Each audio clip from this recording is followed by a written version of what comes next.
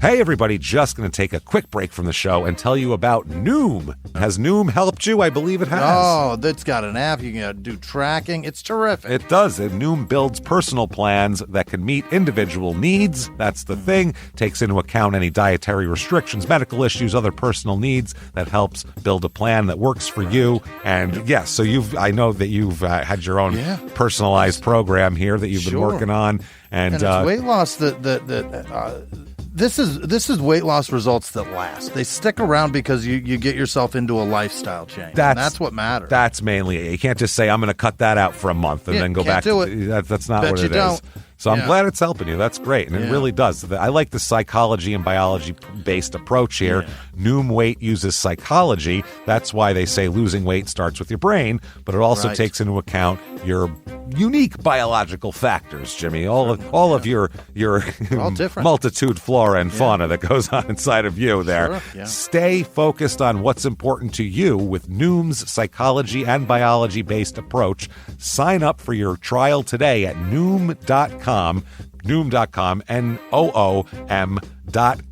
here, based on 3.5-year study of actively engaged Noom users with minimum starting BMI of 25. Individual results may vary. Visit our website for more information.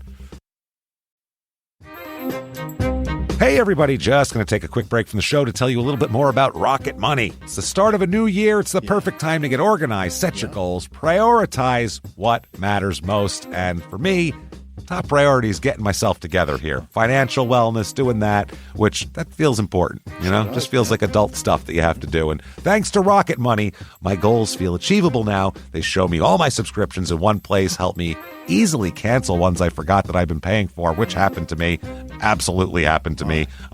For years, I was paying for something. I was like, what is going on here? Rocket Money found it and saved me lots of money since then, because it's been a while. So they did a great job here. Rocket Money is a personal finance app that helps find and cancel your unwanted subscriptions, monitors your spending, and helps lower your bills so you can grow your savings. Rocket Money has over 5 million users and has saved a total of $500 million in canceled subscriptions, saving members up to $740 a year when using all the app's premium features. Cancel your unwanted subscriptions and reach your financial goals faster with Rocket Money. Go to rocketmoney.com/smalltownmurder today. That's rocketmoney.com/smalltownmurder. rocketmoney.com/smalltownmurder. Now back to the show.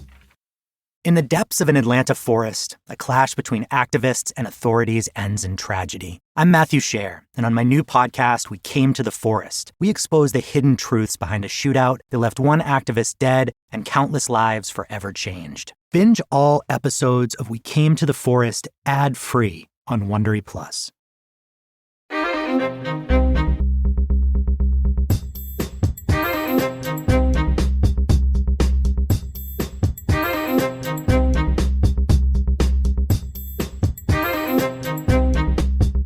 Hello, everybody, and welcome back to Small Town Murder Express. Yay and choo-choo! Oh, yay indeed, Jimmy. Yay indeed. My name is James Petrogallo. I'm here with my co-host. I'm Jimmy Wissman. Thank you, folks, so much for joining us today on another absolutely insane edition of Small Town Murder Express. Right. You know by now, this is way more murder than we can fit in an hour. We're going to cram it in there.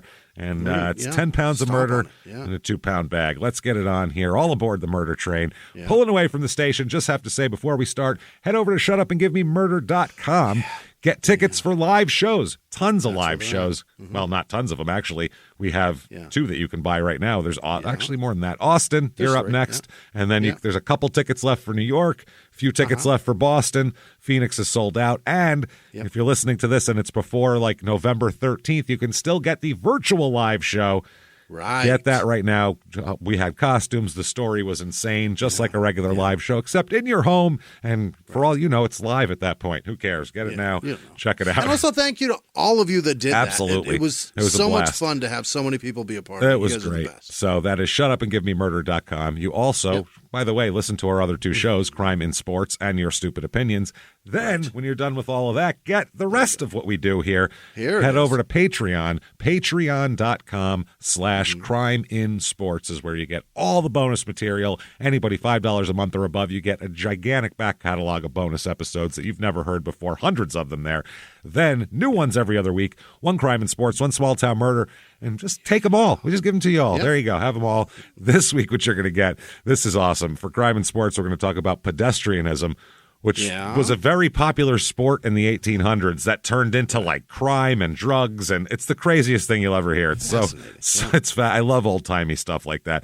Then for small town murder, we're going to talk about the documentary The Devil on Trial, which is about someone trying to use demonic possession as a defense in court, which is crazy. Oh, boy, is it interesting. It's wild. Then we're going to talk about just in general exorcism type things and kind of the history of that and how that goes here. So do that. That is patreon.com/crimeinsports is where you get all of that and more. And you get a shout out at the end of the regular show as well, where Jimmy will mispronounce your name. So that said, I think it's time, everybody. Let's all sit back. What do you say here? Deep breath. Let's clear the lungs. Arms to the sky. Let's all shout. Shut up and give me murder. Let's do this, everybody. Okay. Let's go on a trip, shall we? Let's do it. We're going to Pennsylvania this week. Here we go. We're coming. We've been in the South a little bit. Now we're going to head up north, go to Pennsylvania. This is Washington Boro, Pennsylvania. Those are two separate words. That's why I said that like that. Washington space Boro, B-O-R-O. How do you... Really? Yes. It makes no sense at all here. So Washington Boro, it's in southeastern Pennsylvania, about 2 hours from Philly, about 2 hours west of Philly is how it is. So kind of towards central Pennsylvania, I guess. About an hour 25 to Bridgeport, Pennsylvania, our last Pennsylvania episode. The serial killing nerd, which had they thought that Dungeons and Dragons was a big part of the murder and all that kind of thing, and it was kind of a wild episode here. Turns out it's not, This town, very small, population 729. Okay. Tiny town, under 1,000. Median household income here is high. I mean, real high. It's about $69,000 in the rest of the country. Here, $108,438 is the median household income. Not sure. Median home price here is low, too. That's the other thing. Crazy high salaries. We are breaking the news. I don't know what's going on here. $241,200 is the median home price, which is very low. So it's great. None of this makes any sense, is what I'm finding here. Drop a history here. This place was started, or the kind of first inhabited by a French-Canadian fur trader named Martin Chartier, and his son Peter established a trading post here in 1718. And a monument was erected on the spot in 1925. So there's a monument of these fur trappers. I don't know what they're doing, trapping fur. Trapping some fur. I don't know how you put that in brass or whatever, but they're copper. They did it. It's also called the Borough of Washington, or Washington Borough in the past. Then they, for some reason, said, let's put a space between Washington and Borough. That makes sense. Bizarre idea. Yeah. Really weird. It was incorporated in 1827. There was a lot of river. It's right on the river, the Susquehanna, I think. So you're getting a lot of river stuff, jobs on the river, and things going in and out. Back in the day here, it was the site of the first colonial era animal-powered ferry. I don't know what that means. How do you do that? How do you force? I don't know if they tied whales to it and made them swim. A couple of dolphins. I'm not sure if they have cows that only go one trip back and forth because they're drowned. They'll get you to the middle, then you got to cut the rope and coast to the other side. Use your oars for the rest of it. I'm not sure how it works here. But due to the decline in river trade and jobs, the borough of Washington was dissolved politically and became a part politically of Manor Township. So if you call the cops the Manor Township cops show up or whatever, but they're still their own town in address form. The reviews of this town, few of those. Here's 5 stars. They're all good reviews, too. So great. Here's 5 stars. It is a nice place to live. The location is close to other towns, cities, and the highway. We can get to other places quickly and easily. Well, that's helpful.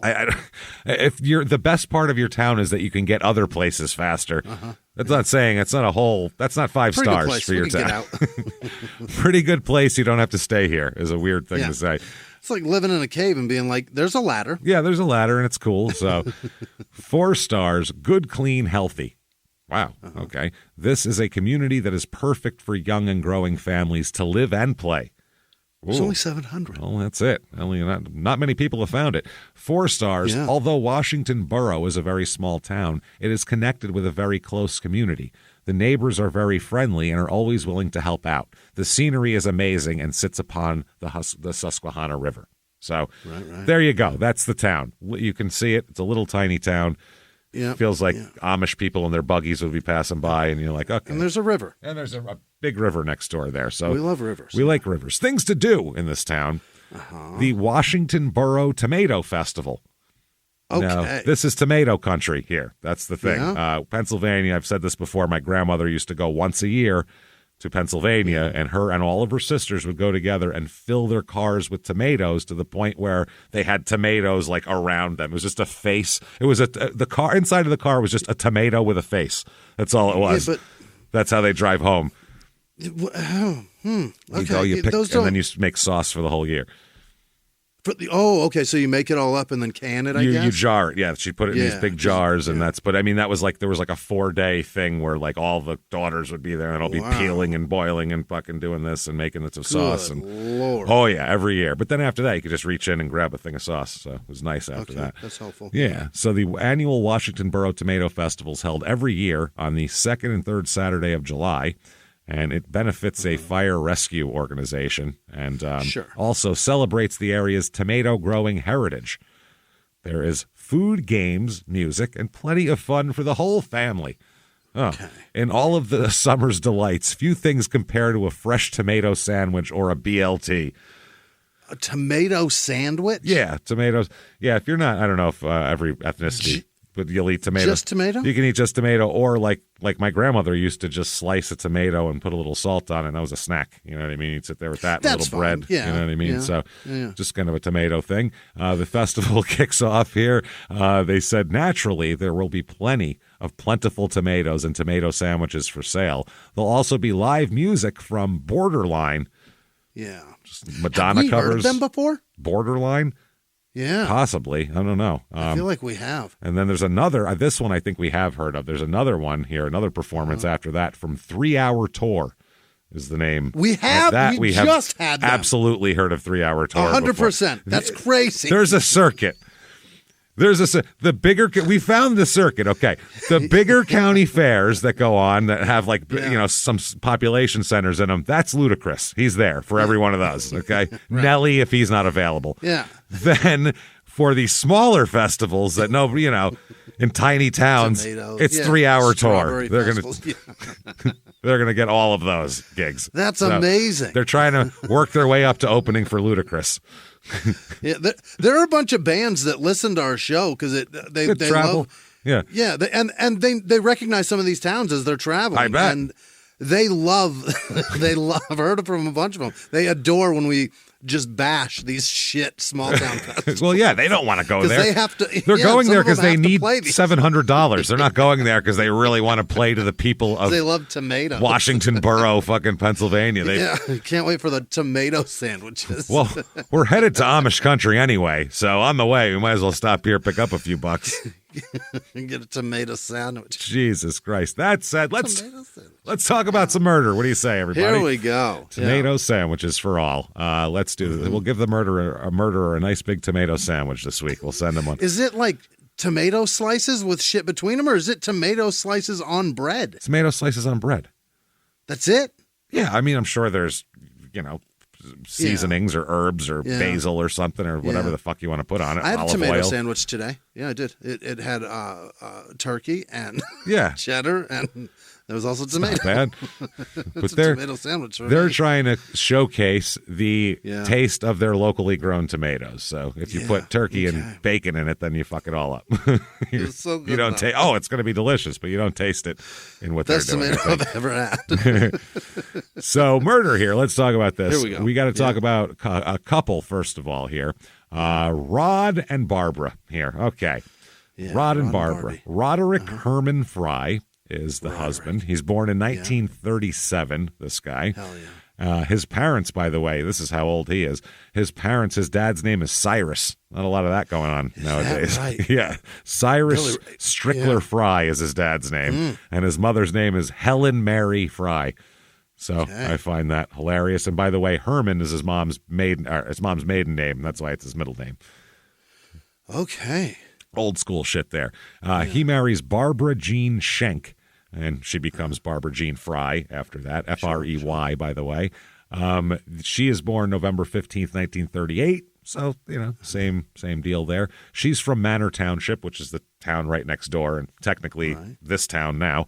And her parents are Benjamin and Ada Dombach. Okay? Now, Benjamin, I have to say about this guy, because he sounds like a fucking, like a cool old guy. He was the 1985 Valley Manor golf champion, and from 78 to 80, he was the Pennsylvania State Bowling Association senior champion. Is that right? Yeah, so Dad is really good at, non-games that don't Rich involve guy running. shit. Yeah. Well, bowling isn't rich guy shit. Not But necessarily. that's what's different. You don't find guys who are great at golf and bowling. Those are two things. Golfers don't bowl, bowlers don't golf usually. My That's a good point. dad's a bowler. If I gave him a bag of golf clubs, he would not even know what club to hit what with. He wouldn't fucking care because he's never played his life. You know what I mean? Yeah, sure. And my stepfather is a golfer, and I don't think he could fucking bowl a 50 if you gave him 10 how's his frames. pinball? I'll bet he can do that, too. It's probably good, yeah. Yeah. So in October 1956, they get married. Okay. So, I mean, she's 18 years old, and Young he's lady, 19 years old. They get married. They're going to have some kids here. In the late 50s, they have a son named Kevin. Then in 1960, they have twin boys named Wendell Lee and Wesley. So they go with the W's. Wendell and Wesley. Wendell and Wes here in 1960. Now, in 1969, they both get involved with the Turkey Hill Company. And Turkey Hill does ice cream, dairy, all that kind of shit. Oh, East Coast, Turkey Hill is in every grocery store for ice cream. Really? Yeah, they have good ice cream. It's not bad at all. Okay. So it's kind of like the Tillamook of the East, I would say.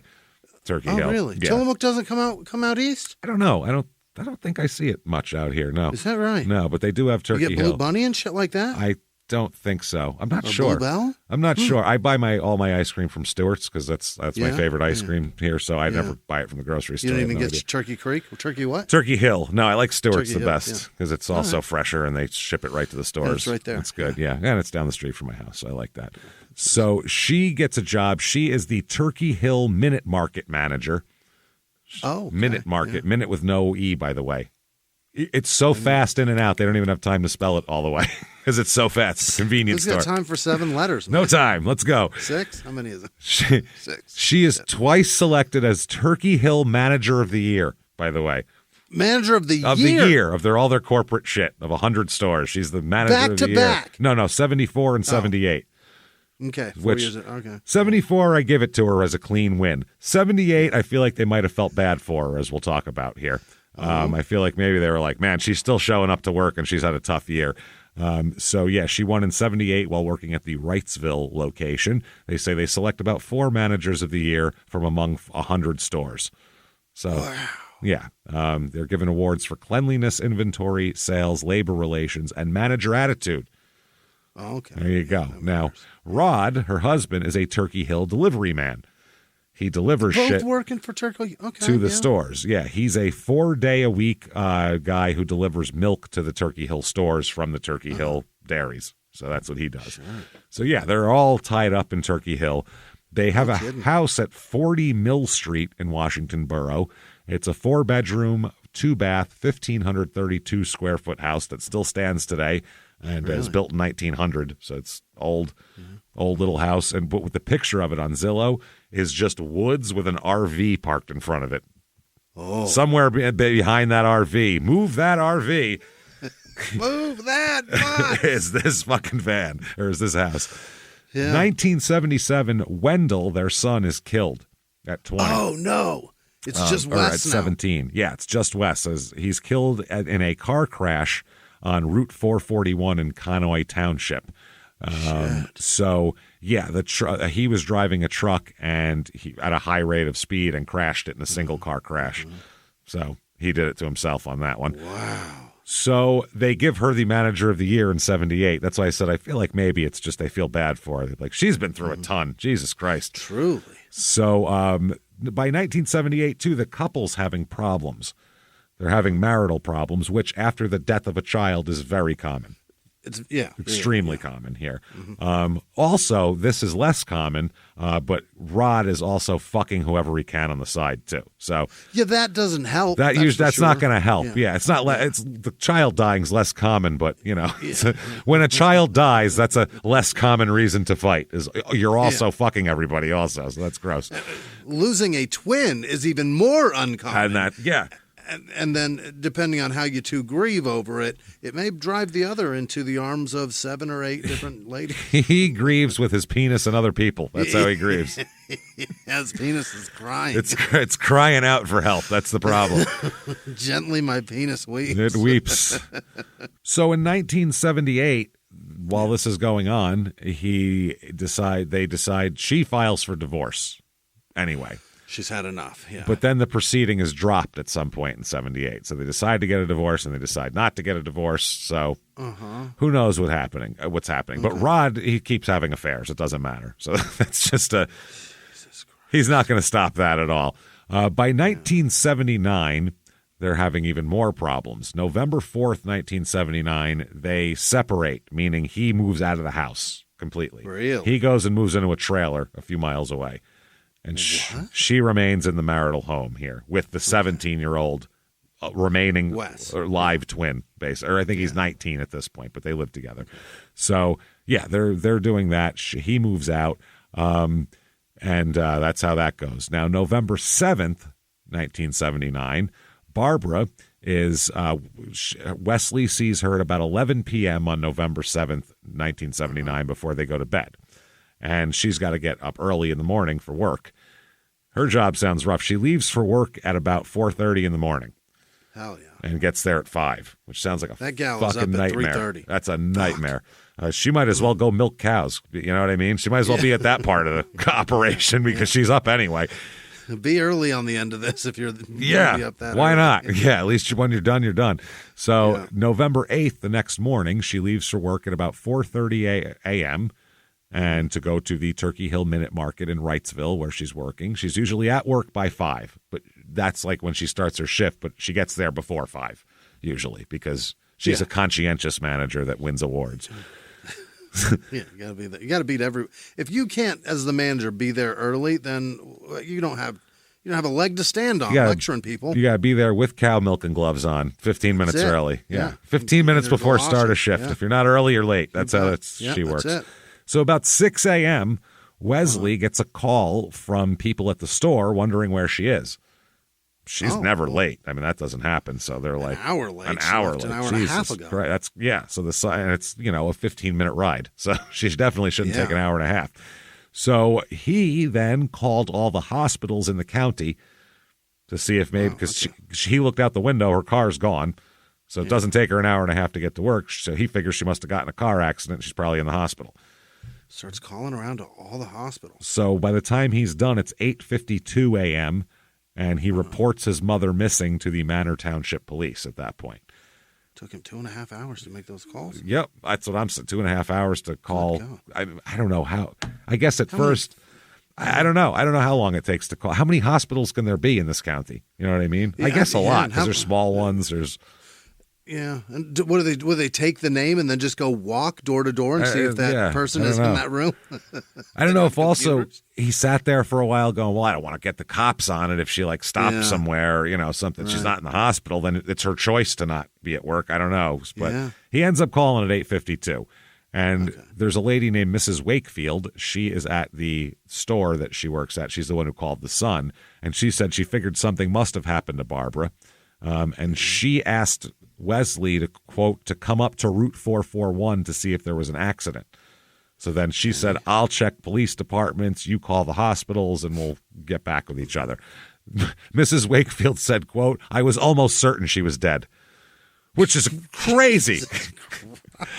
A person is an hour late for work, and you're like, I'm pretty sure she's dead. I'm already making funeral arrangements, picking out a dress. This is insane. You are really skipping ahead of the line here, lady. Yeah, you're out here I looking was at almost fucking certain urns. she was Golly. dead. She was gone a week. I could see you go, okay, I'm pretty sure she's dead, but fuck. Hour and a half. Hour and a half. She must be dead. I don't know. Yeah. So they said, where the hell is she? The cops are looking for her. They said she's 5'7", 220 pounds, and wearing a brown leather shoes, red slacks, a heavy black pullover sweater, and a dark blue windbreaker. It's November in Pennsylvania, so it's cold but not freezing. She's wearing nice stuff. So then at 4:20 p.m., 4:20 p.m., there is a guy here named Roy R. Nisley. And he is a farmer who's got a cornfield and all this shit out here, right? There's this guy. So it's 4:20 after he sparks up his afternoon doob here. He he heads out to the cornfields here, and he's just looking around, and then he ends up coming upon a car in his cornfield. He found a car that looked like it had been driven into the cornfield. It's just sitting there. And, he's working on his cornfield. He started to work the west side of Franklin Road and had gone across the highway to the east side to check on a field of standing corn there. He came upon a car about 100 yards off the roadway in the cornfield. The vehicle had been driven about a car length into the standing corn. So just enough to be inside of it. Just enough to hide. The hood was up, and it appeared the motor had been left running, although it was not running when it was found. Ran out of gas. It was in the on position, the key, and all that kind of shit. So there was a circle of charred and burned corn and other viscera around there directly beneath the engine as well. All sorts of burned shit there, like it was on fire. And he looks in the car and sees a woman inside the car. Oh, no. And Nisley said, I was shocked to see that woman laying there, which, you go out to inspect a cornfield. You don't expect to find cars and ladies. So he said that she was slumped against the door inside the car on the driver's side, and there is blood in the car that he can see. Yeah. So he goes, hey, I'm out of here, Nisley says. He said some of his neighbors had reported seeing headlights in the cornfield during the early morning hours and hearing a motor running in the cornfield. They told him that later. Yeah. Nisley said he woke up between 4 and 5 a.m. and heard a car apparently speeding along Central Manor Road not far from this. So he reported this to the Manor Township Police at 4:20, and they came and they confirmed that not only was this woman dead, but it's Barbara Fry. Oh, no. So no gun is found at the scene, although she is bloody and appears to have bullet wounds in her. Oh, no. Along with other multiple situations. Oh, yeah, she's been through the ringer here.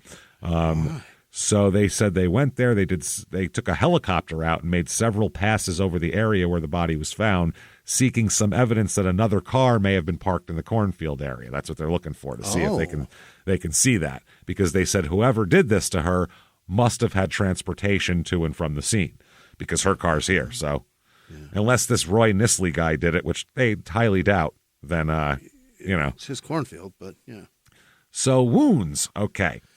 The autopsy says that she died from a single gunshot wound that entered her left arm, then went into her chest and severed a major blood vessel from her heart. Oh, no. So, but there's other injuries as well. Shot through the chest, severely beaten about the face and head, and has big, nasty bite marks on her left arm. Really? Big, yeah. Like someone was trying, like Ted Bundy shit here. Like someone was trying to bite her, which is, it's not expected usually in a shooting. You don't see a shooting in a car and expect the person to be bitten up too. So they said that the fatal bullet passed through her left lung, pulmonary artery, heart, right lung, and exited from the chest. Shot through the heart. It's a large caliber weapon, by the way. He said that the woman died in a matter of seconds from massive bleeding. He said the murder weapon was certainly not a .22, I would say 30 caliber or larger. Yeah. So besides the bullet wound, though, they said an extensive amount of injuries to the body, nearly all of them blunt injuries as well, including multiple large lacerations of the scalp. They said there were 5 lacerations on the front and another on the left side, small to medium bruises and abrasions of the forehead, face, nose, left forearm, and both hands. So there was a fight here. Is she in the driver's seat of this car? Yeah, driver's seat, leaned up against the door. What in the fuck? Bruises and abrasions of the left arm, including a human bite mark. They made sure to say that. They said this woman was bitten by a human. An animal didn't come and open her car door and fucking bite her. They said the bite mark was from then. It was recent. It wasn't an old bite mark or anything.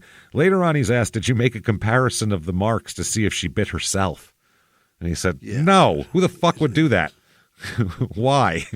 It's on her shoulder. Doesn't make any sense. They indicated 5 to 10 a.m. was the time of death, which is they never know when the hell the time of death is.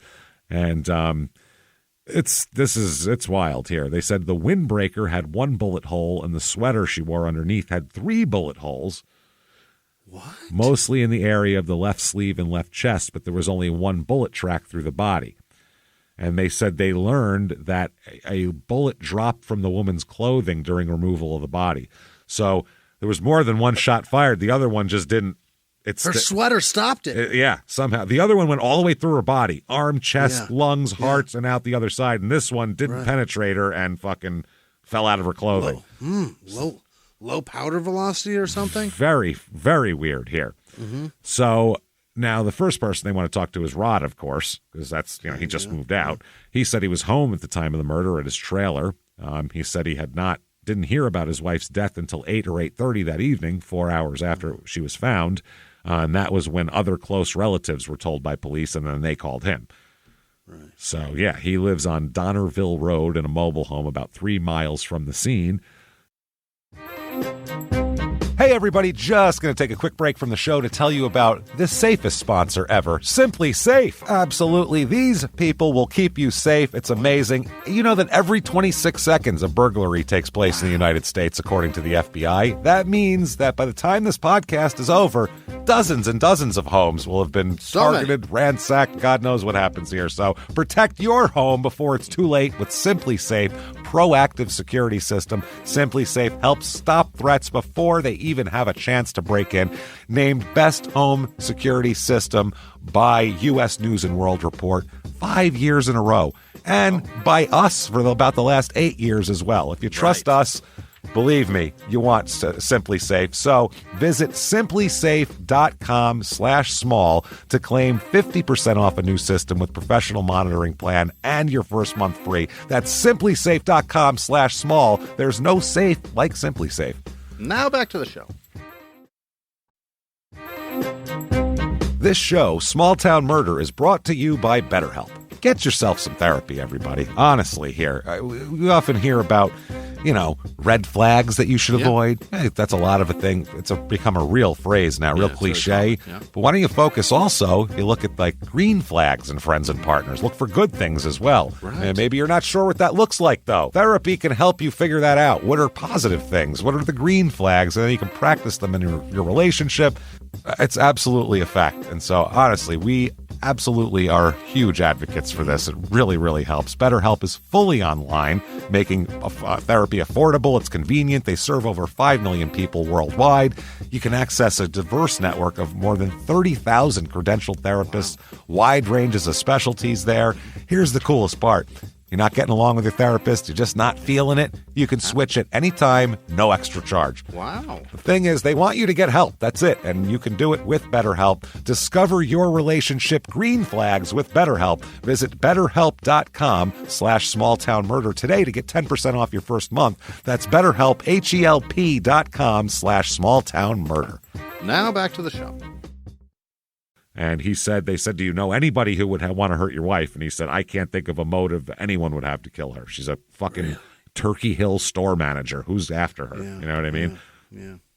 Somebody bought bad milk or shitty ice cream or something. Now they're upset. So the cop said there was no signs of robbery, no signs that she'd been sexually molested in any way, shape, or form. Really? The lieutenant said it's really a mystery. Total mystery. Beaten and shot. Bitten, and shot. Yeah. It's very fucking weird. And then parked in a cornfield ever so gently. Ever so nicely here. And the lieutenant also said that the husband lives about 3 miles away, and there's no evidence that he was anywhere near here. He said, quote, you can't classify him as a suspect. No. So you take him out of there. Cheating husband who just is in the middle of a divorce and he's not even a suspect. Now you really have a mystery. What the fuck? You betcha. Yeah. So one of her friends said, I don't know anybody who didn't think she was an awfully, awfully nice person. We're still in shock over Barbara. We hope all We all hope whoever did this is discovered and apprehended. Right. So at this point, they believe that she was murdered prior to daylight. That's the inclination here. And elsewhere, right? Well, that's what they're trying to figure out. They said they didn't feel that she'd been killed by a complete outsider. So they said, it's not a serial killer, because people started to panic. Oh, God, is this somebody doing this? And they said, no. We don't think this was an outsider that's going to kill other people randomly. They said, we think we are... It's pretty personal. Yeah, we think we are having success. We think we are focusing in the right direction, the cop said, but that means nothing because they don't have any evidence at this point. They said the chance that 2 people were involved in the murder is a possibility. Oh. The body was found in her own car, and it appears the killer would have needed a getaway vehicle. If he acted alone, he would have had to halt her vehicle on foot and driven the woman to the cornfield where he had a second vehicle waiting. So that wouldn't make much sense. Right. It would make more sense for 2 people to be doing this. Sure. And they said, quote, it had to be someone who knew the area, knew her schedule, and the way she went to work. I hope God forgives us for feeling the way we do, but we're very suspicious, is what her family says.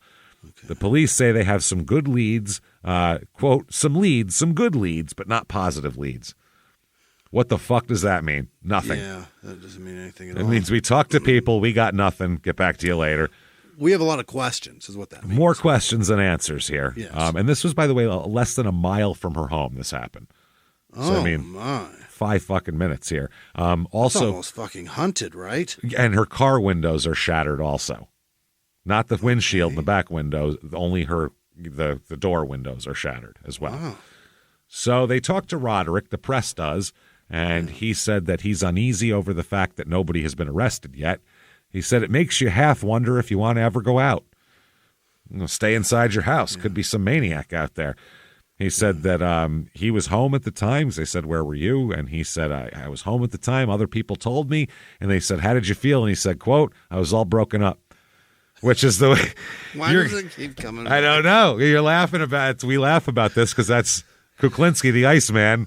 When he's found out about Roy DeMeo being killed, he said, how'd you feel about it? He goes, I was all broken up about it, with a big smile on his face. It's a very Italian, sarcastic thing It really to say is. when you don't give a shit. My grandfather said it all the time. Yeah, I'm all broken up about it. It's just the way it is.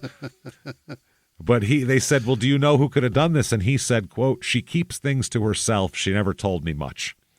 Yeah. So he said, I don't know who she was hanging out with, what she was doing. They talked to their pastor now.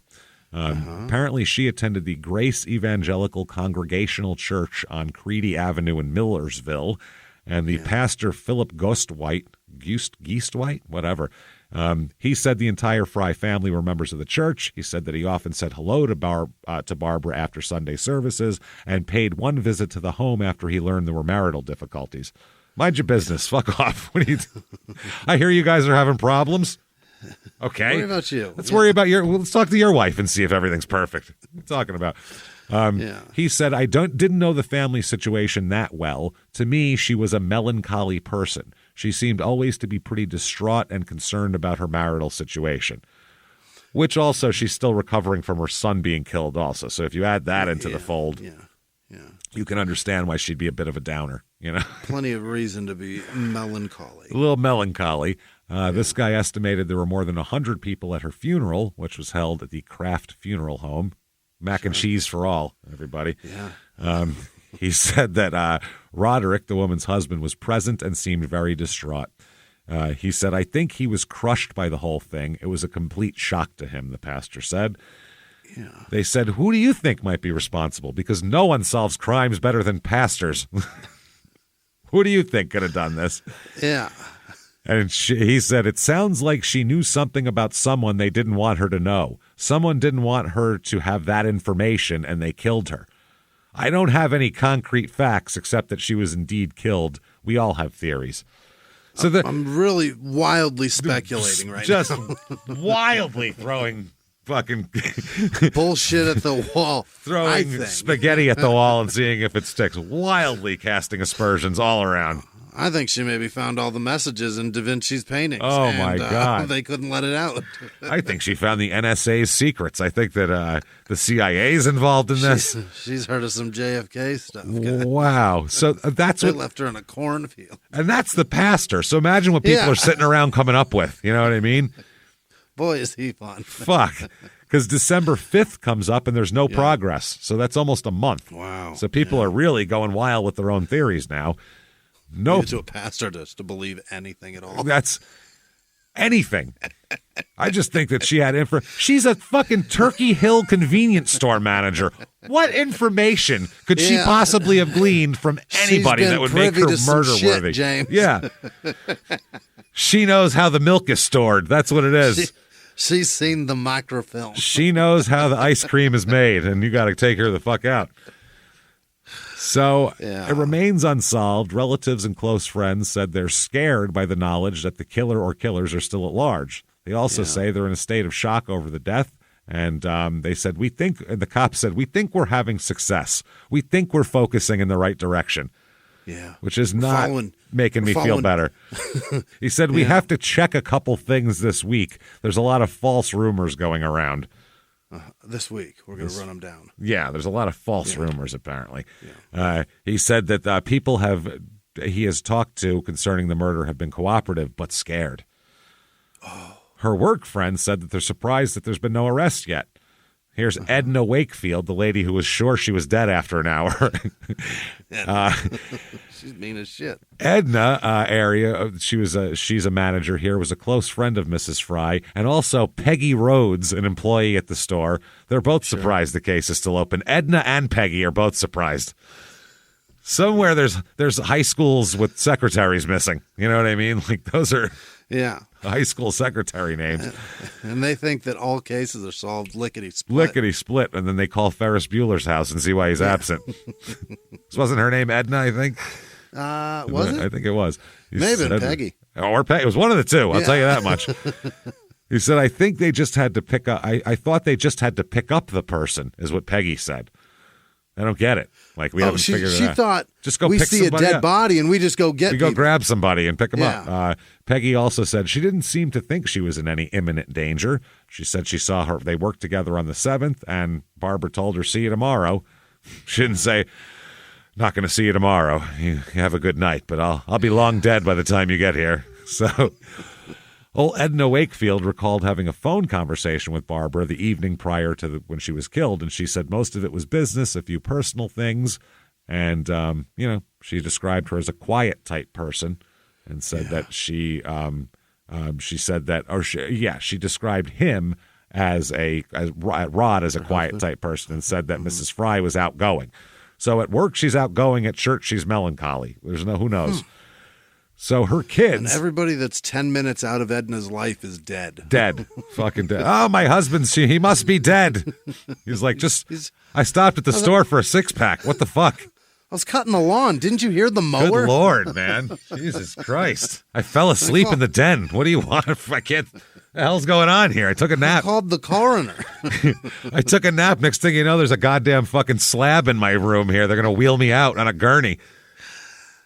She's got a fucking a headstone in the living room she's polishing. I wake up to two guys putting me in a bag, for fuck's sake. Calm down, Edna. Jesus Christ. The zipper woke me up. Yeah, it's like, hey, what are you doing? Leave me alone. So he said they talked to her son, Kevin, and he expressed concern for the safety of his family, saying it might be somebody after his family, and they could all be next. And he asked the newspaper that nothing be printed about the phone conversation he has with them.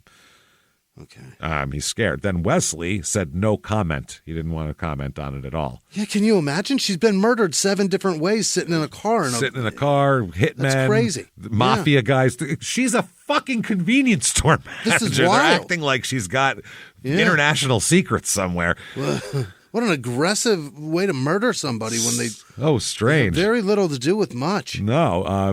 They talked, and Rod said that he only talked to his wife for about 5 minutes the whole week there. Yeah. He said because they've been, separated. Running around, He said she didn't seem too scared or anything. And he said that he's been trying to contact, Rod said this, trying to contact the trooper in charge of the investigation for the past few days, but can't get a hold of him. No. And so he said, I don't know. They just said, have the police told you any progress? He goes, this guy won't call me back. He said, I got the impression they were on to a lead, so maybe they're busy. Yeah, they're out there running around. They don't have time for the phone. Yeah, he said that, he thinks that the police are doing all they can to solve the murder. He said he's still in shock over the murder. And they said, do you think the killer will strike again? And he said, it's hard to say. It's late 70s. Who knows? He said, maybe they'll do this again. I don't know. I mean, everybody be careful. 2 days later, he's arrested, Rod is, by the police. Oh, is that For right? murder. Yes, for murdering his wife. Boy, that was fast. I don't know. I haven't decided yet. You think there'll be more murders? I don't know. I don't know. I'm going to go look over my bullets. address book and see if anybody's pissed me off. Hold on a minute. So, as soon as I get enough money to buy more ammo, maybe. Maybe. Well, no, he's not arrested alone. It's also Really? Charles D. Zehring, Zehring, who's 22 years old, 20 years younger than Rod. He's arrested as well, and a third man is also arrested here that we'll talk about. They're all charged with murder and conspiracy. So let's talk about this. What the fuck? What the fuck happened? Because we end up finding out what happened because everybody spills the beans here, which is also hilarious. Shit, we didn't get this far. Let's tell on each other, everybody. Yeah. So going back to May of 1979. Months before the murder, 6 months before, Rod meets a guy, Charles David Zehring, who's 22 years old. Zehring installs alarm systems and used to be the manager of a Turkey Hill store in Cleona. And Zehring is also a private investigator. So he installs alarms. He's a private investigator. He also slings ice cream. Yeah. He's a busy guy. He's on the side, yeah. So they met through their employment and had a series of conversations about his marital difficulties. That's what he talked. Hey, how's it going? The fucking wife. And they talk and we're fighting. Yeah. And so they talk about that. Zehring, who is described as a, quote, paranoid schizophrenic who collects exotic weaponry and anarchist/survivalist literature. So those are actual problem. Those are three separate problems rolled into one. Any one of those three things, I'm going, I'm worried about this guy. Paranoid schizophrenic, exotic weaponry collectors, and anarchist/survivalist literature collectors. All crazy. Good He's all Lord. three. Horrible that he could own weaponry when he has that. Exotic weaponry, Jimmy. Not even fucking, not a pocket knife. No, he a wants Japanese samurai launcher. sword and I got me a 17th century Japanese sword and a rocket launcher from Vietnam. It's two things I got. And a bazooka. And an anarchist's fucking catapult. I learned in the anarchist cookbook how to make the anarchist catapult. My favorite thing about the whole thing is the anarchist soup because it was delicious. Let me tell you, I never thought to put the spices they use, but man, I'll tell you, that cookbook is something. It's also flammable. You can make napalm and the most delicious spring soup all in one book. You put it in a super soaker and spray it in your enemy's eye. Oh, it's the best, man. I never would have thought about it. So apparently this lunatic, Zehring, suggested to Rod about 3 months before the murder that maybe the solution to your wife problem is to, quote, waste her. Maybe you just waste her. Just waste her. So Barbara apparently had refiled for divorce during this, like right before the separation. And at that point is when he said, okay, fuck this. Yeah, let's kill her. Okay. Let's get rid of her. Yeah. So now he says that, what does it cost? What will you take to kill her? Yeah. Obviously you're not going to do it as a favor. Right. Yeah. I'd like to be paid in exotic weaponry, please. No. He said exotic spices for my Antarctic cookbook. He said $5,000 is my price. Wow, incredibly affordable. In 1979, that's way more money than that is now. Yeah, that's too. 2 cars. That's a lot back then. Yeah. That's actually like not a cop price back then. Right. Nowadays that'd be a cop price. But no, it's 2 cars. It's probably $30,000, $25,000 By 5-6 times. But you can't buy 2 cars for that anymore. No. But those were also awful cars. They were terrible pieces of shit too. So terrible pieces of shit now still cost $30,000. Yes, but no car is a piece of shit now. That was the thing. They're all, I see what you're saying. All new cars it's reliable. are like, it'll get you 100,000 miles. Yeah, they all have like computer systems and all this crazy shit. Back then, it was like, here's your piece of shit Pinto. Like the Justy does not equate to a Nissan Maxima today. Exactly. A Pinto was $2,800, and it was because it exploded if you ran into it. You know. So how's he going to get $5,000? Because he doesn't have $5,000. But he has to pay him. So what he does is he calls Barbara up, Rod does, and convinces her that he should get some money as an advance from the upcoming divorce property settlement. He had her pay for her own murder. Get the fuck out of my life. Are you kidding me? Oh, my God. He said, give me money. She did, and he said, here, go kill that bitch. Oh, my God. That's the craziest thing I've ever heard. The fact that they're in the middle of a divorce because he's cheating on her, and she's still willing to give him an advance on the money and not tell her to fuck off, not tell him to fuck off, tells me that she's not murder worthy. This is not a candidate for murder here. She's a decent person. She's not the problem. You are, man. Yeah. So he said it was expenses for moving out and all that. I could use $5,000. So she issued him a check for $5,000 drawn from the Colonial Savings and Loan Association. Oh, my God. He paid $3,000 up front to Ziering. Didn't even give it all up? He does. It's a before and after. Upon completion. Can't just give him the whole $5,000. Yeah, but run off into the hills. So he gives him an upfront, which is normal. Yep. I mean, that's fine. Yeah. He gave him that about 3 days before the murder, 3 or 4 days. Yeah. Now, on the evening of November 7th, Ziering met with Rod at Rod's residence, the trailer, and Rod told Ziering, this is how Barbara goes to work. This is what time she leaves. This is the route she takes. And it was his understanding, Rod's, that at the time Ziering would be accompanied by another person, and they were going to, the whole point was to rig the car so it looks like she got in a car accident and died. Okay. That's the point. But look how it ended up. Nowhere near that. Shooting, biting, beating. Not even really close. Turned on her. And the car's in fine shape, too. That's the other thing. No accident at all. Wow. She ran into a cornfield and the car fired a bullet into her chest and then beat her over the head and bit her with its human teeth. And bit her. Yeah.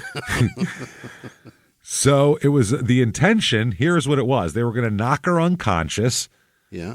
Take her elsewhere, run her car into a tree and put her in there and put her head up against the steering wheel like she bashed her head into the fucking steering wheel and killed herself. That's the plan. Okay. I suppose. Yeah, I said 1979 forensics. That could work. Maybe. So Rod said, asked his wife, Barbara, to meet him early in the morning at the convenience store that she managed so that she could deliver some lunch meat that she was to slice for him. Okay. I don't know what's going. I got a chunk of cubed beef. Apparently, she gave him $5,000, and he gave her a ham to slice for him. Like I don't. This is a very strange separated relationship going on here. I'll be around to pick up my chipped ham. Weird. So that same night, Rod spent the night with his girlfriend. The night before the murder. Yeah. Now on November 8th, the other person involved is Richard Heberlig. Heberlig. Heberlig. He's 33 years old. So we got a 22-year-old, a 33-year-old, and a 42-year-old. None of these people should be hanging out with each other, and they're all in the same murder plot. Right. So what they did is they intercepted Barbara on her way to work to kill her. They acted as police officers. They put lights. They had a light. They put it on their car, and they put the light on and pulled her over. That's how they did it, like a fucking mob hit. Like Caracappa and the other guy, the mob guys that did that, the mob cops that would just arrest mobsters and then go murder them. They were gone. Really? They'd pull them over, take them away, and kill them. They killed like 50 people for the mob in the 70s and 80s. Oh, yeah, they were some of the most prolific guys in the world because they just pulled some. It was like they disappeared. Their car was on the side of the road, and they were gone, never to be found again. Hey, everybody, just going to take a quick break from the show to tell you a little bit more about our stylish friends at Quince. That's right. Let's go elevate your styles, people. Yeah. Get it going. Look good out there. And you can do it now without breaking your wallet, without breaking the bank. Because at Quince, you can get high-end, versatile pieces at prices we can all actually afford, which is very nice. You want to get good stuff that lasts and it's good, and they have quality stuff that's very affordable. And you can do like we did, upgrading our stuff here, well, still being a very reasonable price. Quince only works with factories that use safe, ethical, responsible manufacturing practices, along with premium fabrics and finishes. It's all quality stuff. You're going to love it. Trust us, it looks good. And I've got the leather jacket. It's a very high-quality item. Real nice, soft leather. Yeah. Jimmy's got his linen pants he's rocking. Yeah, they're terrific.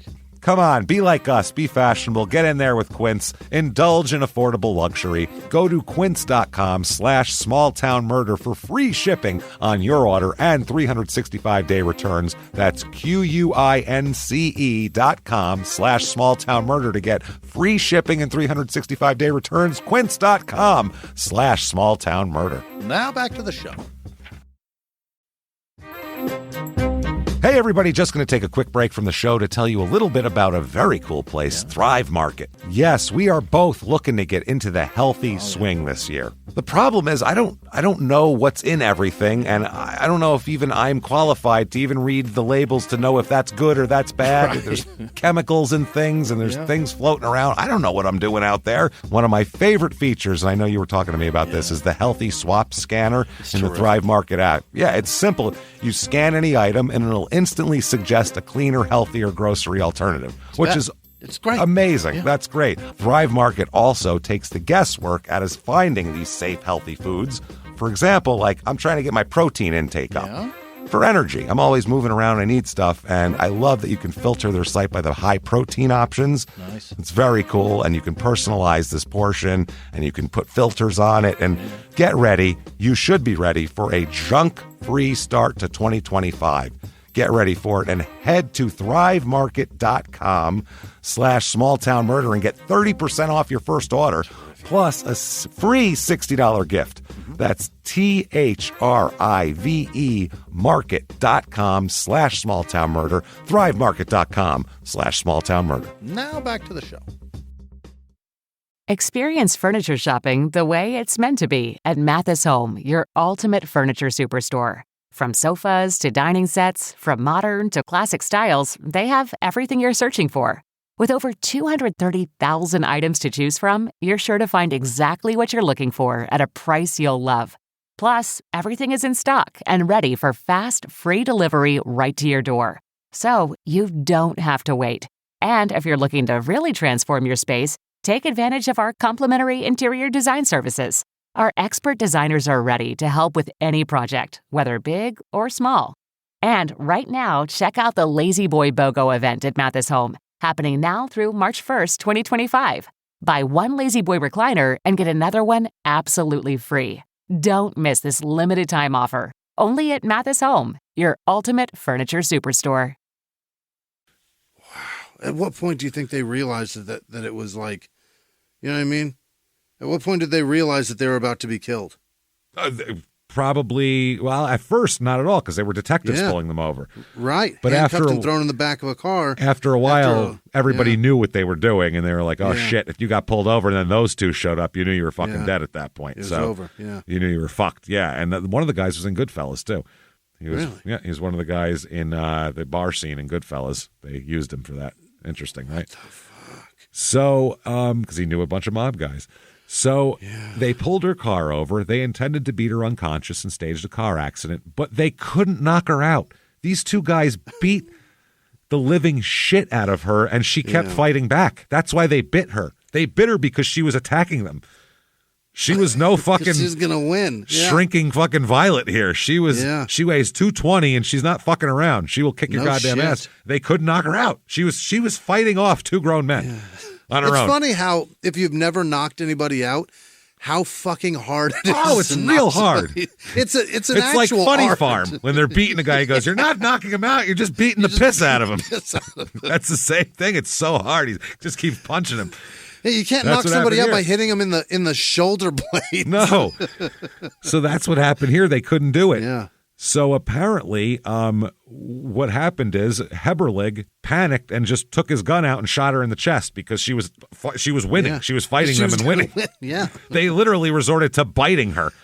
Wow. Like, that's how much she was winning. So that fucked up the whole accident thing here. Yeah. When they pulled her over, apparently, well, we'll get to that in a second, but they then they moved it into a cornfield and tried to set the car on fire. That's why everything's burned under it. Right. They tried to burn it. The fire went out and didn't destroy any of the evidence. It was just terrible. It's just a lady laying there, beat up, bitten with a massive gunshot wound in her fucking chest. Would you just crumble and hit your knees and just start crying about how terrible you are at this? I'm so bad at I would go, I'm never doing this again, obviously. I couldn't even knock out the Turkey Hill convenience store manager lady. Very, very Sarah Boone of you going, I'll never drink again. I'll never drink again. I swear to God. I'll tell you guys one thing. I'll never drink alcohol again. Oh, all right. Well, no, baby. She's punished herself, everybody. Let's let her go. Don't worry about it. A moratorium on the giant bottles of Woodbridge. Jesus Christ. So during the course of their investigation, the police came across the $5,000 payment from Barbara to Rod. That's what got this all going. Yeah. She gave you $5,000. At first, Rod told authorities, because they said, where's the money now? Because he said, I don't have it. And they go, well, where is it? And he goes, I gambled it away. Oh. And they were like, no, you didn't.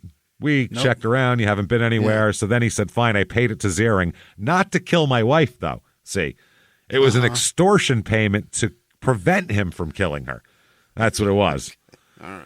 So they get Ziering in there, and he says that, by the way, he wasn't certain that she was dead when they left her in the car. Oh, that's fucked She was up, dead, man. though. We found out. She died very quickly. They shot her in the fucking heart. Yeah, she was dead. He didn't know, but we find out later that she died very quickly. I guess that Ziering told the trooper here that he was scared to death after Mrs. Fry was shot. He said her vehicle was taken to the cornfield. He said that he didn't know for sure she was dead. He said that they waited for her to travel north on Route 441, and they pulled out in front of her to stop her vehicle using the red police-type lights that they installed on his vehicle. He bought it at U-Haul, by the way. Is that right? You can just buy that at U-Haul? Apparently in the 70s you could buy that, and like a bong, whatever. They had all sorts of shit there. At the U-Haul, we picked up flashing lights and some handcuffs. Yeah, some uppers. They got it all. So Ziering told her to Ziering told the cop that he got out of the car and asked her for her driver's license. Yeah. She refused to roll down the window and give completely. She did a sovereign citizen thing. Yeah. She rolled it down a crack and said, I'm not giving you my driver's license. This is far enough. She knew it was a bullshit stop. She had to have. She had to have. That's why she had to have been scared, because they're not in police uniforms. They didn't go that far to like rent cop uniforms. If they did that, she would have went with the ruse probably. Probably. So she refused to roll it down. So then he broke her window out and started to hit her. And she was, nothing was happening. And she knew for sure that this was a bullshit stop. Not normal here. So he said that Rich Halberlig got excited and shot her with a .44 caliber revolver. Golly. Big old gun. So then he said that he got into her vehicle and drove to the Manor Township cornfield. Then they returned in his vehicle, the two of them back away from the scene here. Sure. He said 2 days after the shooting, he paid Heberlig $300 for assistance in the murder. He got $5,000. He paid his boy $300. Talk about subcontracting. Fucking cheap. Good Lord. They threw away the .44 gun in the Weavertown quarry. They could never find it, by the way. Quarried. Yeah, he also said that Ziering explained details about the murder in a ledger book that was in a desk drawer located in his bedroom. In a trailer, of course. He diaried this? He diaried it. Yep. They said a search discovered the ledger book referred to by him. He uncovered the book containing the inscription, "Not for anyone's eyes. Failure to adhere will cause death." I'm sure the police will go ahead and adhere to that. In there's also 2 newspaper articles concerning Barbara's murder case contained in there. In there also figure notations under the name, under fucking this, Ziering's name? Under his name. What's his name? Fucking Fry. Rod. Rod Fry. What are the figure numbers? Well, they indicate the following payments: $1,000 October 29th, $2,000 November 2nd, $2,000 November 9th. Yeah. Also indicated the last $2,000 was made for his for the attempt to kill. Obviously, He said this is for murder. Like he put a memo on it. Other writings. Don't worry, nobody will read this. Showed that he had hocked a ring given to him by Rod Fry. here. He also indicated in the book that he reported his .44 caliber revolver stolen to the Bethel Township Police Chief on November 15th. So an earlier search at the residence found various weapons and ammunitions. They said they found a box of .44 caliber cartridges, some of which had an X scratched on the top of the projectile. Oh, he's trying to get them to break apart. Yes, trying to make them more deadly. They said that the bullet that killed Fry had an X cut into it. So they connect those. He also said that he examined the box of 40 bullets. 35 had an X cut into the head. He really put some time into this. He also had a 12-gauge shotgun found in his bedroom, box of shotgun shells that was similar to a shotgun shell that they found in the cornfield, because they just found one on the ground. So he must have had it in his pocket or something and dropped it. And another shotgun shell found at the berm on the berm of Route 441, about a mile away from here. They also found a pistol grip box for a grip that would be used for a .44 caliber weapon. And Zering said he had apparently purchased the .44 caliber weapon from Martin Levin's Sporting Goods in Lebanon, Pennsylvania, and he said that he purchased the bullets as well. And the red lights from U-Haul, he's given his whole fashion outfit here. Yeah. Oh, my this from there. And he said, "Who are you wearing?" Who are you wearing? Well, U-Haul and Smith & Wesson. They make a very nice thing together. Yeah, Oshman Sporting Goods. They're all denied bail, obviously, here. All three are arrested. Roderick's trial. All right. 7 women, 5 men on the jury. And they said the prosecutor said that he was anxious to kill his wife if he thought he could get away with it. He said that his wife has been talking about divorce and filing for it, and he was upset that most of the family estate would be turned over to his wife. And so that he said that they say he wanted to kill his wife so she couldn't enjoy her money. His money. Yeah. Their money. So the defense argued that he acted under duress. Hey, you can't plan a murder and a hit and pay people under duress. That's crazy. Man, that guy is really good under pressure. Well, they said that Zering kept pressuring him for money, and that he eventually paid him $5,000 to leave his wife alone, is what he said. Which is fucking amazing. Now, Zering is going to testify. That's a bad witness for Rod here. There's evidence also brought in by Rod that Zering is a scary, domineering person, while Fry was susceptible to domination. And they said that several witnesses testified that Zering was, quote, a strange man who had a fetish for weapons and often made threats. A problem. Yeah. Or a great hitman. Also, they brought in a ton of inmates that testified that since he's been in jail, Zering, he scares the whole jail is scared of this fucking guy. Even though he can't knock out a 40-year-old convenience store manager. They said they don't know what he's going to do. They said he's crazed, and he boasts in jail that he's extorting money from Rod Fry and intended to kill Rod Fry when this is all over with. Oh, is that as right? Well. Now, Rod testifies. They said, did you meet on the evening of November 7th, the day before the crime, with Zering? And he said, yes, he came to my residence. Do you recall what time it was? Around 11 o'clock. Did Mr. Zering threaten you in any way? And he said, yes. He said, how was that? And Rod said, he told me that if I would even talk to the police about this, I would get the same thing my wife got. Right. What is their understanding of that? And he said that I'll be shot too. He said, did he tell you how or who this would be done by, who you'd be shot by? And he said, yes. They said, well, what was it? He said, he told me that the second party that was involved in this knows what I look like, and they know where I work, and they can get me at any time. For $300. For $300. Yeah, this guy's a cheap fucking date, too. He said, do you believe this to be true? Yes. Do you have a fear of Charles Zering? Yes. And would you explain to me why you fear him? And he said, because he might have me killed now. Because I paid him to murder my mom. You know how that goes. I mean, shit. So in the closing for the prosecution, they call him a cold-blooded contract killing. They said the thing was purely for money, not for hate or passion. I have a hard time thinking of a contract that could be worse, they said to the jury. Sure. The defense said, hey, come on. You know, he said, what do you want?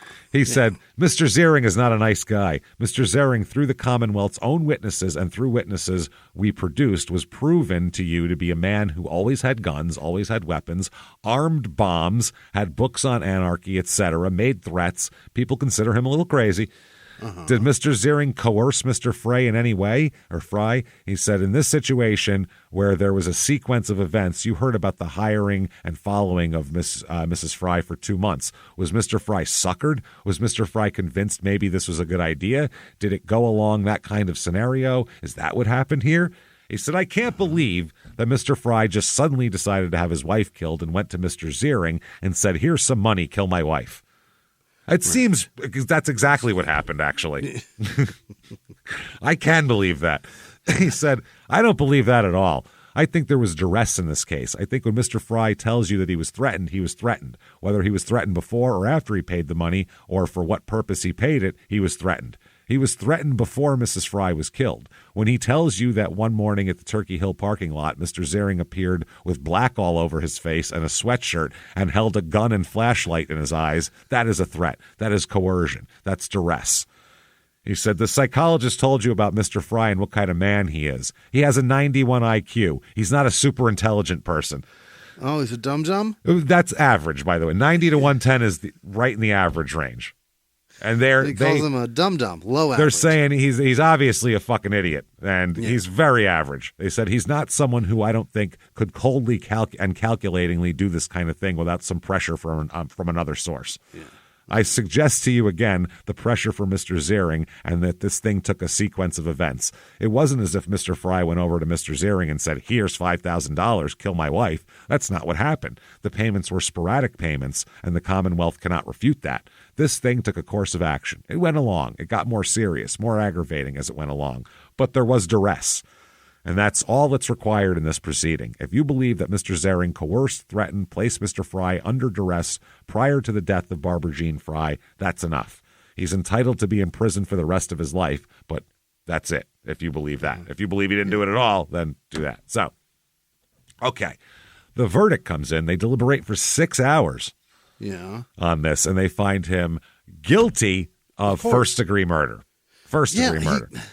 He got $5,000 from a lady and then paid it to a man to kill her. To kill her. It made her pay for her own death is crazy. Yes. You cheap fuck. So the sentencing comes around, and his mother, father, brother, they all testify that his personality, he's not cold-blooded. He couldn't have done this unless he was under duress or was coerced. His father said he's never been in trouble before. And he gets on the stand himself, Rod, and he asserts that his guilt-phase testimony that Ziering had threatened him and his family was true, and he stated that he had never told anyone that he would kill his wife if he could get away with it. Someone testified to that. The death penalty can only be imposed if the jury feels aggravating circumstances outweigh the mitigators, as we talked about all the time. Aggravators are only aggravating circumstance presented to the jury is that the defendant paid or was paid by another person or had contracted to pay or be paid by another person who has conspired to pay or be paid by another person for the victim of the killing. Okay. You hired somebody, which is cold. Yeah. Cold shit. The mitigators are no significant history of criminal convictions. They say he's under the duress, under the influence of extreme or mental or emotional disturbance. The capacity of the defendant to appreciate the criminality of his conduct or conform to his conduct to the requirements of the law was substantially impaired. They said that he has a 91 IQ, and his attorney said that the psychologist said that his low IQ makes him susceptible to pressure. Okay, so the judge asked him before sentencing, anything you want to say for yourself? And he said, nope, I'm good. You didn't even say life's like a box of chocolates Not or anything? a fucking thing. Nothing. No dumb shit thing you could think of at all. All right. He didn't call the guy Jenny or anything. He said then the attorney asked the judge to reconsider the whole thing here. Yeah. And let's do a do-over. The judge said the sentence of the law is that you, Roderick Herman Fry, be taken hence by the sheriff of Lancaster County to the State Correctional Institute at Camp Hill and from thence to the State Penitentiary at Rockview or such other places that may be designated by law or executive order, that you there suffer death during the week fixed by the governor of the Commonwealth. Yeah. In a building erected for the purpose on land owned by the Commonwealth. Such punishment be inflicted by either warden or deputy warden of said penitentiary or by person the warden shall designate by causing to pass through your body a current of electricity of intensity sufficient to cause death, an application of such current to be continued until you are dead. You, sir, may fuck off. Death in the electric chair. Electric chair. Electric chair. Jesus. That's what he said. So he would be, I believe, the 9th person condemned to the electric chair here. But an electric chair, a death sentence hasn't been carried out in Pennsylvania in 19 years before that. Yeah. The last man to die in the electric chair was Elmo Smith, convicted of the rape murder of a 16-year-old in 1960, which is much worse than what happened here, I feel like. Yeah. Zering and Heberlig, they have their trial. They don't have a trial. They have a non-jury proceeding where they both plead guilty because they're fucked. And then they also had to testify, but they have a deal here in place to not get the death penalty. You, sirs, may fuck off. Life in prison for both of them. Okay. But he got the death penalty. Yeah. And they did killings and beatings. It's just strange to me. But he bummed $5,000 to murder. That's wild. That's unbelievable. That's wild. But that's what I mean. Usually it's the person who does the hiring gets more time than the people who do the killings, unless your name is Gypsy Rose, and then it's the opposite. Then you get to go have babies. Then you get to fucking be an Instagram presence.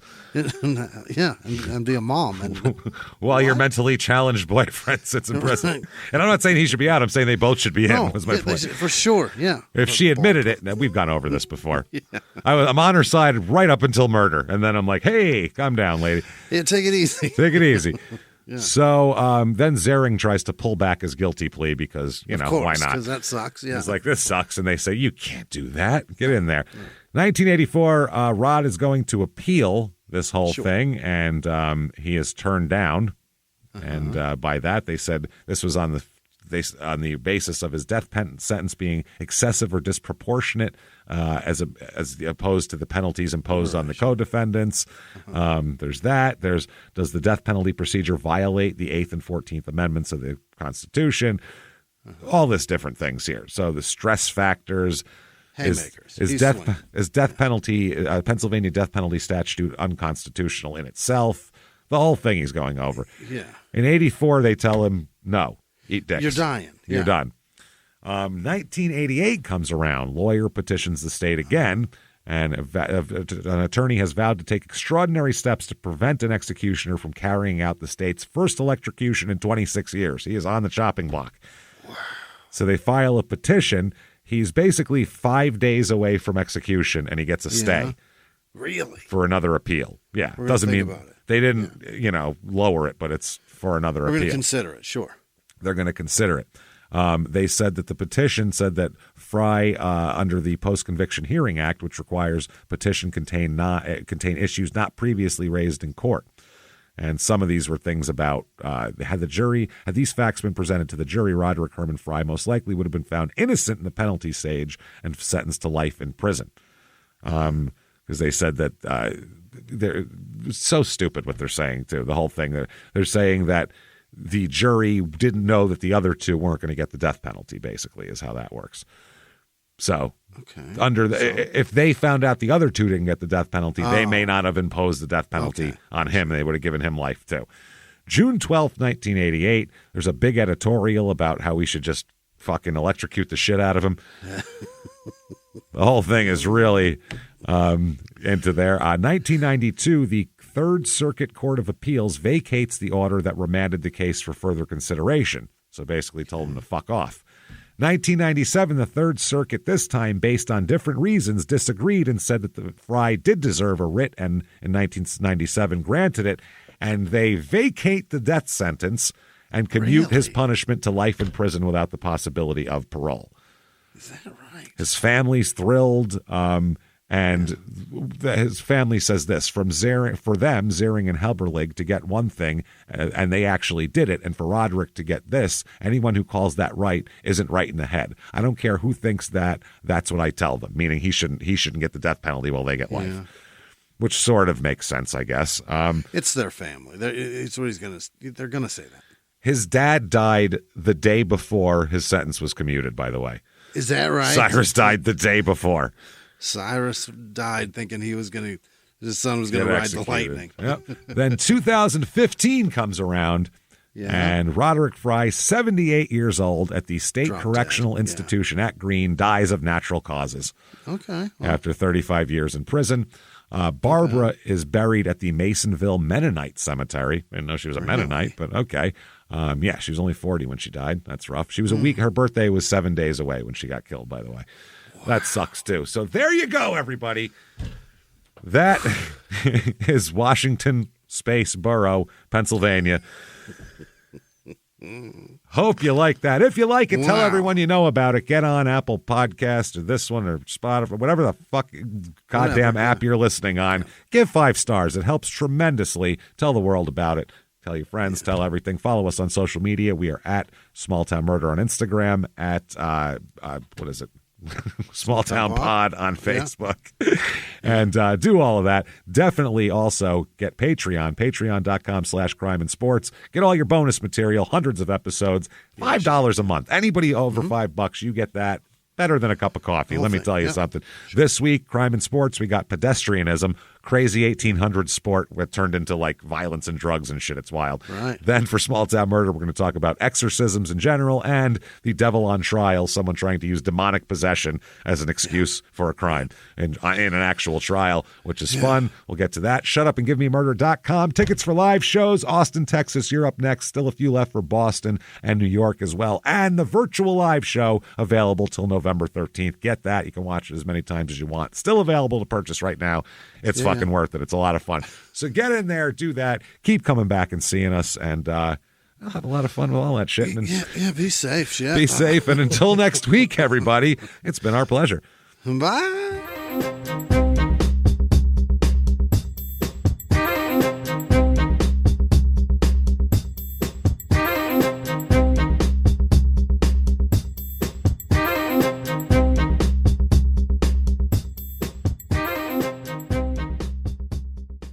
If you like Small Town Murder, you can listen early and ad-free now by joining Wondery Plus in the Wondery app or on Apple Podcasts. Prime members can listen early and ad-free on Amazon Music. Before you go, tell us about yourself by filling out a short survey at Wondery.com/survey. He was hip-hop's biggest mogul, the man who redefined fame, fortune, and the music industry.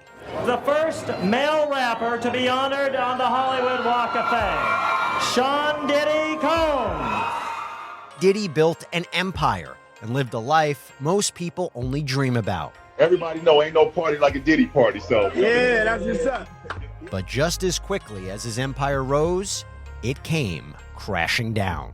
Today I'm announcing the unsealing of a 3-count indictment, charging Sean Combs with racketeering conspiracy, sex trafficking, interstate transportation for prostitution. I was up.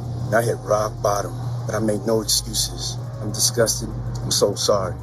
Until you're wearing an orange jumpsuit, it's not real. Now it's real. From his meteoric rise to his shocking fall from grace, from law and crime, this is the rise and fall of Diddy. Listen to the rise and fall of Diddy exclusively with Wondery Plus